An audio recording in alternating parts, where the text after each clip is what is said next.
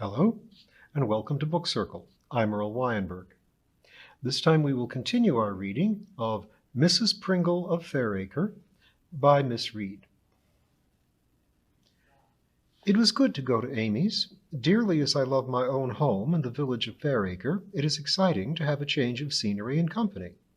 Tibby, my spoilt cat, was in the care of Mr. Willett, who had promised to come up night and morning to see that all was well. "Strikes me," he'd said, on being shown the pile of tins left for Tibby's sustenance, "that cat of yours eats a damn sight better'n we do." "Well, it is Christmas," I said weakly.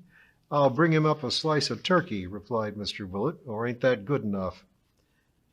I was not sure if he were being heavily sarcastic or meant what he said, so I contented myself with sincere thanks, handing over a jar of stem ginger at the same time. I had once heard Mrs. Willett say they were both very partial to ginger.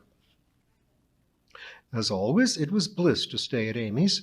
Her house is quiet and beautiful, and looks out upon a southern sloping garden and the Hampshire hills in the distance. My bedroom has the same aspect, and a bowl of early pale pink hyacinths scented the room.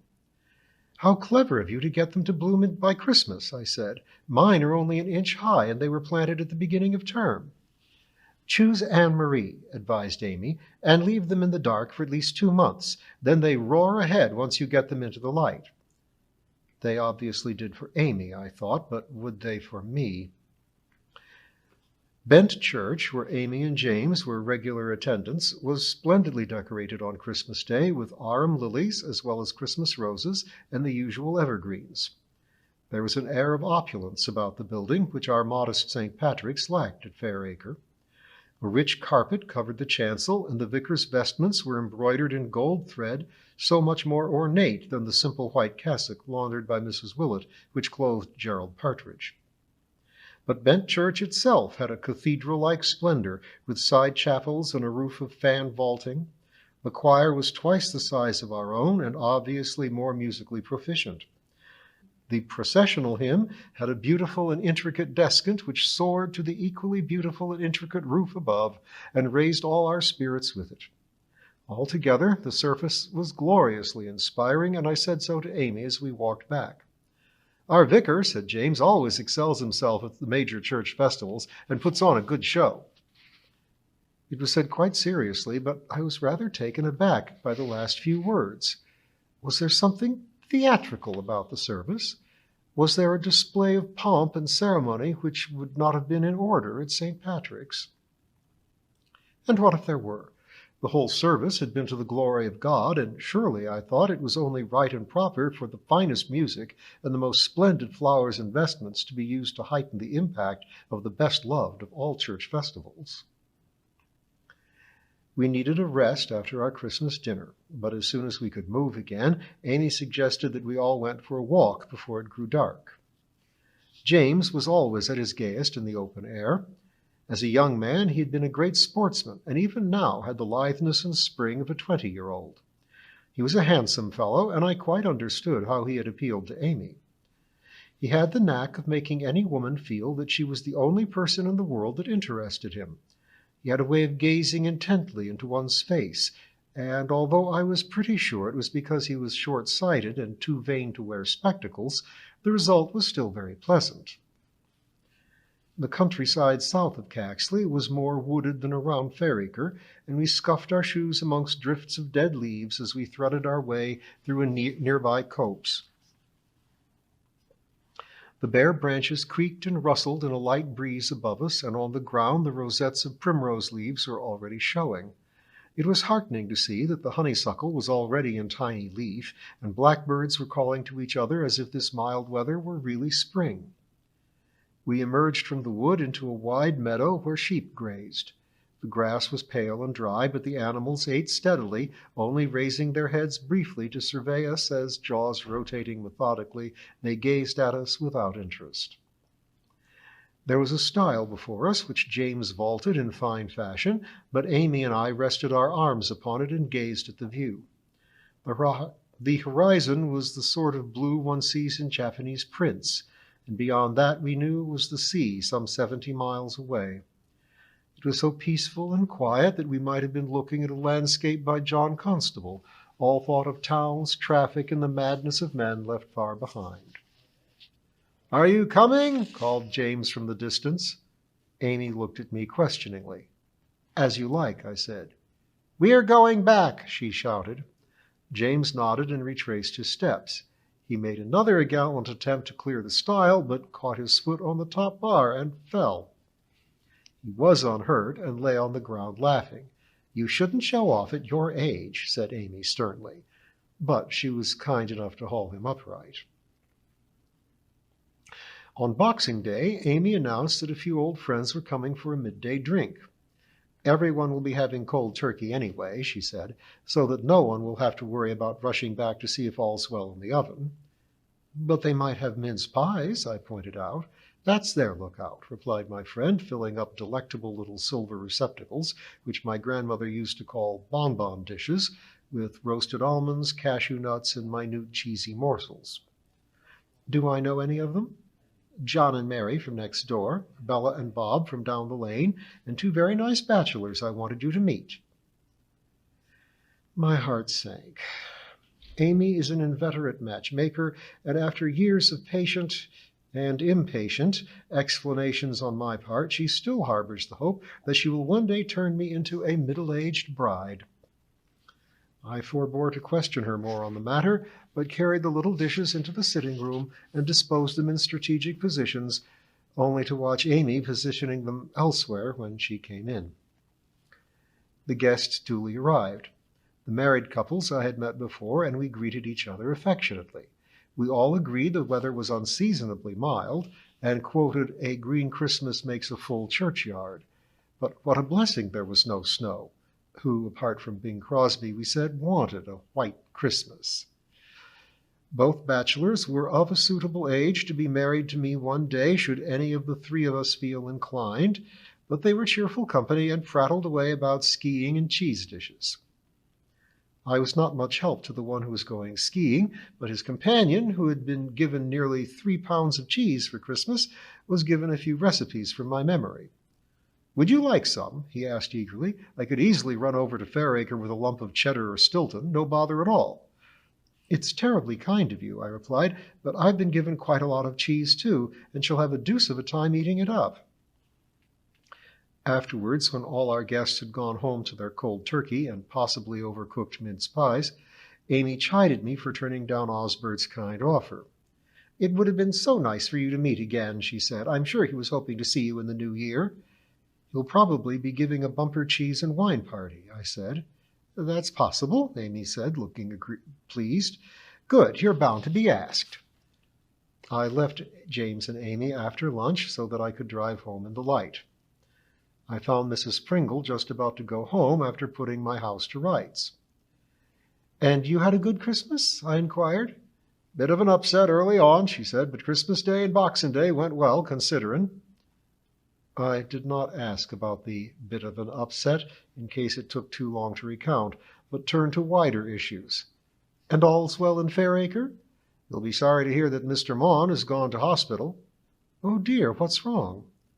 A mulish look came over Mrs. Pringle's countenance. "That," she said, "I am not prepared to say." "Not prepared to say?" I echoed, absolutely dumbfounded. If there is one thing Mrs. Pringle loves beyond all others, it is the recounting with nauseating details of any ailment which has cropped up.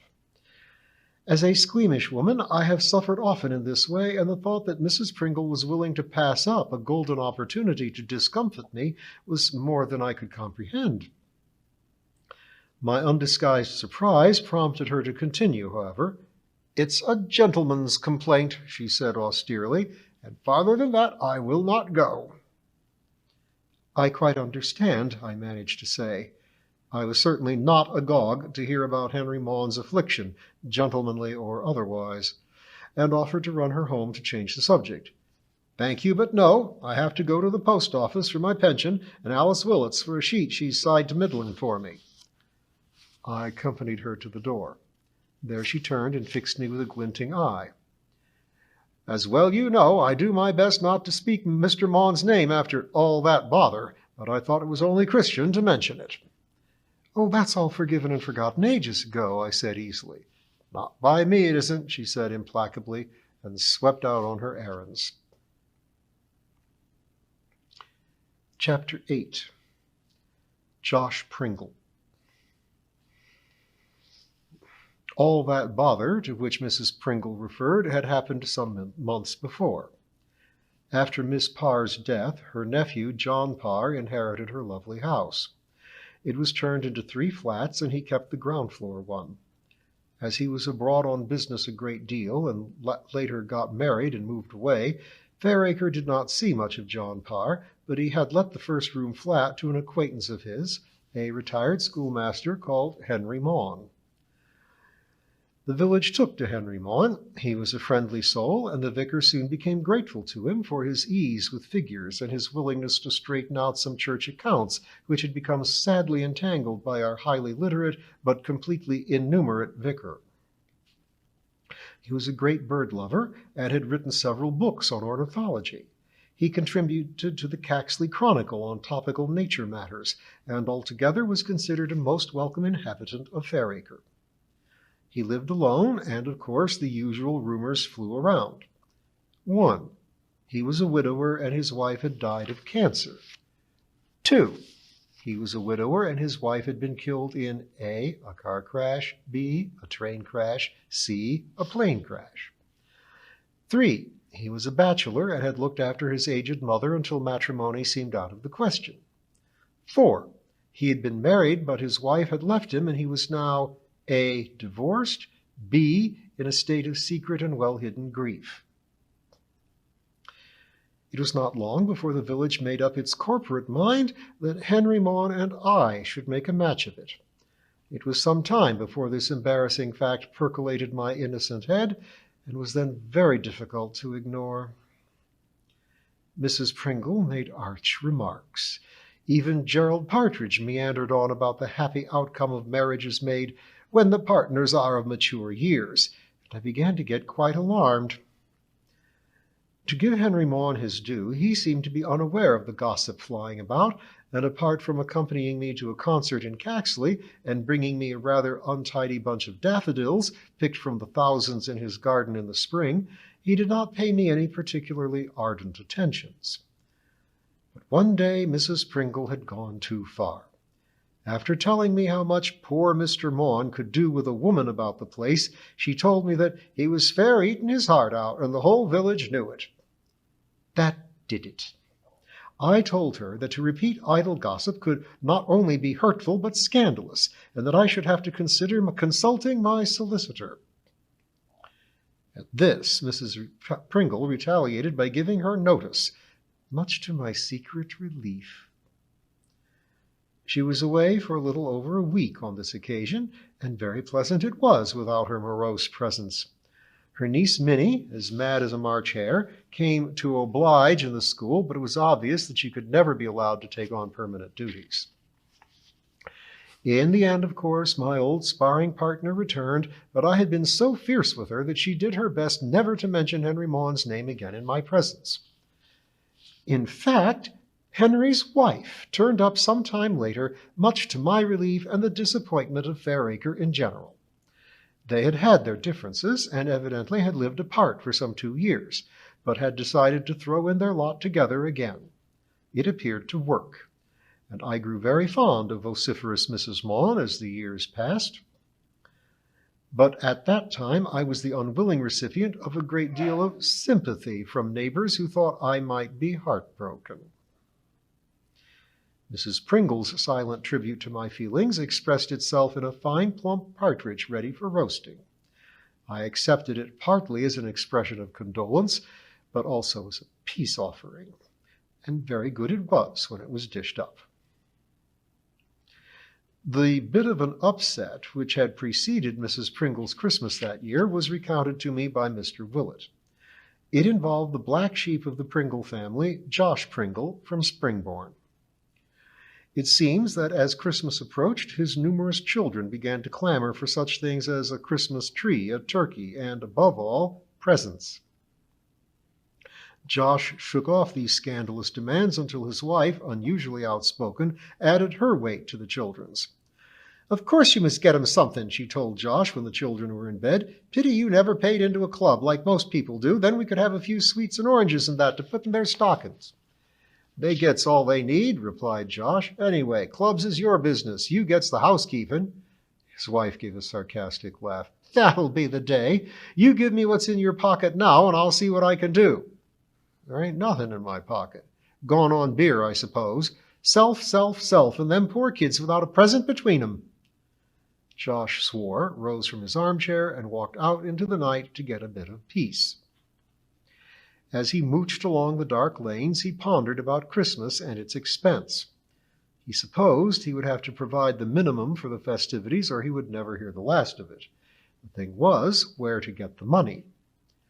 He had been given 2 weeks' work on a building site, and the wages had gone already. Not only on beer, but also on one of those dead certs in the 3:30 at Newbury, which had unseated its rider in the first 50 yards and had run happily unencumbered with its fellow racers, finishing well down the field. Turning over the uncertainties of life in general, Josh plodded along the miry lane until he found himself on the outskirts of Fairacre. It was then that he remembered his brother Fred. Could he possibly touch him for a quid or two? He knew better than to approach Maud Pringle. She wouldn't give anyone a brass farthing, and a clump on the ear may well be collected by an importunate relative, Christmas or no Christmas. It had happened to Josh before, and he was not going to ask for another. By this time he had reached Fred Pringle's house. He walked silently to the back door, his feet making no noise. Josh was not a poacher for nothing, and had deceived many a gamekeeper with his noiseless movement. He could see Maud at her ironing through the kitchen window. She was late at her task, although Josh was not to know that, for Minnie had not returned from the hospital on the bus expected. She had arrived with a patient happily freed from peas in his ears 2 hours later than intended, and by that time Mrs. Pringle had had more than enough of Josh's family. Some paper chains made the room gay, and a large red paper bell hung close above his sister-in-law's head. There was no sign of Fred, but he might well be in the sitting-room watching telly. Having come this far, Josh decided to knock and trust his luck. He would certainly stay well back out of arm's length of Fred's wife. He doubted if the Christmas spirit of peace on earth and goodwill to all men would extend to embrace him in Maud's eyes. When the door opened, Mrs. Pringle gave a gasp. "And just what do you want?" "Just passin'. Thought I'd wish you a Merry Christmas." Mrs. Pringle snorted. "You'd better see Fred. He's down the shed. I'm busy." With that, the door slammed.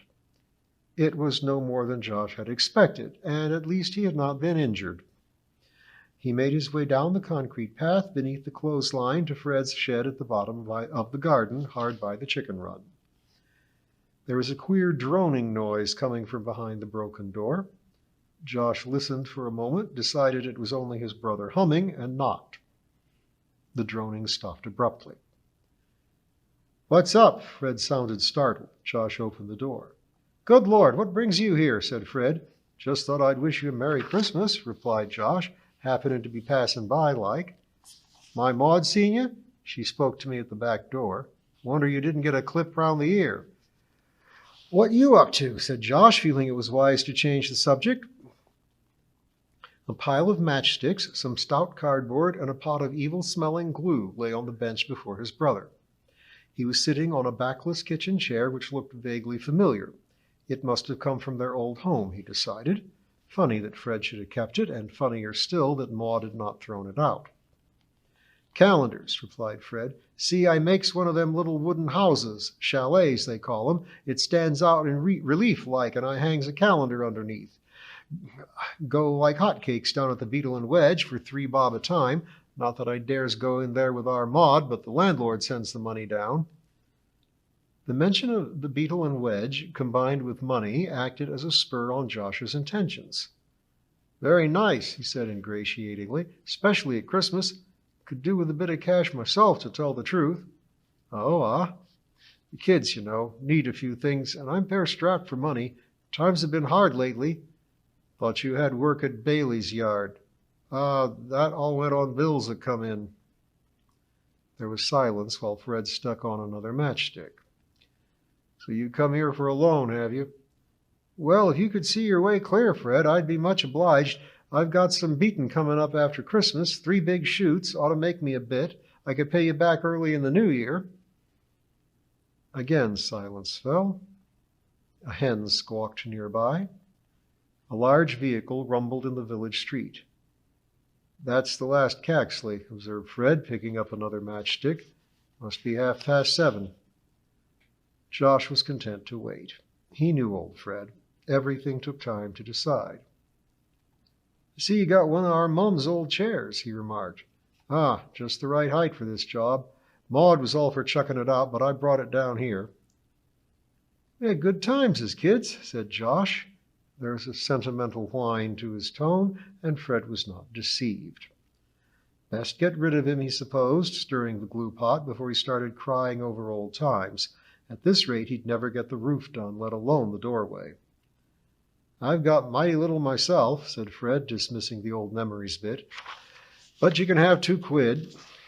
He rummaged in his back pocket and handed over 2 crumpled pound notes.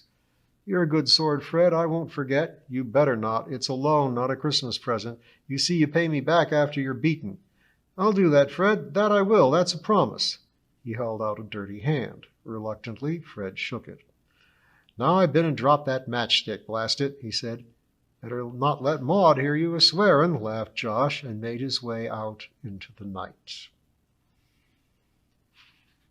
When Fred Pringle finally emerged from his haven, leaving 2 calendars to dry on the bench, his wife was waiting for him in the living room. And what did that waster want? Old Josh? Oh, he just dropped in, you know, Christmas and all that. Fred's airy tone did not deceive Maud. I asked what he wanted, persisted the lady. Did you give him money? Fred had a sudden coughing attack. You'd best have your cocoa now, said Mrs. Pringle. We'll talk then. She departed into the kitchen and returned with 2 steaming mugs on a tray and the usual pair of digestive biscuits which constituted their bedtime snack. Now let's have the truth, Fred Pringle, she said flatly. How much and why? 2 quid, and because he's my brother, replied Fred, who thought he might as well get the whole business over and done with. You're a bigger fool than I thought, was his wife's comment, stirring 2 spoonfuls of sugar into Fred's mug. You'll never see that again. He knows it's only a loan. He's got money due from beatin' after Christmas. If I was a bettin' woman, said Mrs. Pringle, which I am glad to say I'm not, I would bet my last penny that Josh Pringle will never pay you back. You're a fool, Fred, and weak with it. You should have sent him packing. At Christmas time, particularly at Christmas time, said Mrs. Pringle. That's when he needs it most. If I know that good-for-nothing brother of yours, he's already in the Beetle and Wedge drinking his way through the cash. I was thinking of his poor kids. His poor kids, replied Maud, who had seen more than enough of them that day, are Josh's affair, not yours. Let him provide for his own. And with that, she banged the 2 empty mugs on the tray and swept out of the kitchen. She was right, of course. Josh Pringle had gone to the pub in Fairacre's High Street and there quaffed 3 pints of beer before closing time. He was not drunk when he emerged from the pub, but the path was slippery. He crashed to the ground outside Mr. Willett's gate, letting out a great bellow. Bob Willett, busy shutting up his hen house, heard the cry and went to investigate and see who it was, and assumed that Josh was drunk. Here, give us your hand, he said, and remember to take more water with it. Josh staggered to his feet, gave a yelp of pain, and flung his arms around Mr. Willett for support. It's me ankle, gasped Josh. Been and done it in. He was certainly in pain, and although he smelt of beer, Mr. Willett was pretty sure he was not completely intoxicated. You'd best come in a minute and let Alice have a look. Leaning heavily on the shorter man, Josh hobbled up the path. Alice Willett, who was getting ready for bed and had already taken down her bun and transformed it into a wispy gray plate, was not pleased to see their guest. Josh has done something to his ankle, explained Bob, depositing the patient in an armchair with a sigh of relief. Better let me see, said Alice resignedly. The state of Josh's socks gave her far more of a shock than his injuries. The former were tattered and decidedly noisome. His ankle was already beginning to swell. It's only a sprain, said Alice. I'll tie a wet bandage round it. She departed into the kitchen, and Bob Willet decided to open a window. When his wife returned, the air was much fresher. "See if you can stand on it," said Alice, "before I strap you up." Josh heaved himself upright, gave a yell, and collapsed back into the chair. "I reckon I've been and broke it," he despaired, "and I've got beating to do next week." "You'll be all right by then," said Bob. "Just have to keep it up over the next couple of days." Alice knelt down and began to swathe the ankle with a long strip of clean linen which had once been part of one of Bob's shirts. "God!" yelped the patient. On seeing Alice's scandalized face, he apologized. "You'll have to put up with a bit of pain," said his nurse. "But how am I going to get home?" Bob and Alice exchanged glances. Getting him home was the ardent desire of both, but it was now 10:30, and who would be going to Springborn at that time? Inspiration came to Mr. Willet as his wife secured the last 2 inches of the wet bandage. "What about Chalky White? I believe he's on night shift at the signal box this week. I'll nip round and see. Won't be a tick." He vanished through the door, leaving Josh and Alice surveying each other. "I'm real sorry about this," began Josh. "Your old man thought I was drunk, I believe." "Well, it wouldn't be the first time," commented Alice tartly. She was longing for her bed, but her natural kindness triumphed. She asked if Josh would like a cup of tea. "Good for shock," she said. "No, thanks, Duck. You've done enough." They sank into silence. And we'll continue further about Josh's misadventures next time.